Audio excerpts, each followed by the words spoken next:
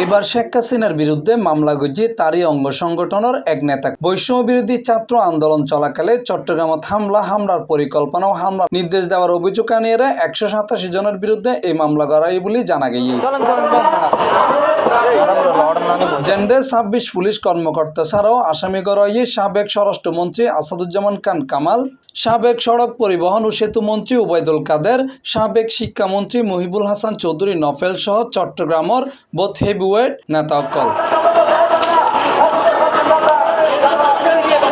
এর ভিতরে মজার ব্যাপার হইয়ে মামলার বাদে কফিল উদ্দিন নিজেও যুক্ত আওয়ামী লীগের রাজনীতির বিভিন্ন গণমাধ্যমত প্রকাশিত সংবাদ সূত্রে জানা গিয়ে সে নগরীর যুবলীগের রাজনীতির সক্রিয় আছিল এবং নিজেরে চট্টগ্রাম মহানগর আওয়ামী লীগের বিতর্কিত নেতা হেলাল আকবর চৌধুরী বাবরের অনুসারী বলে পরিচয় দিত।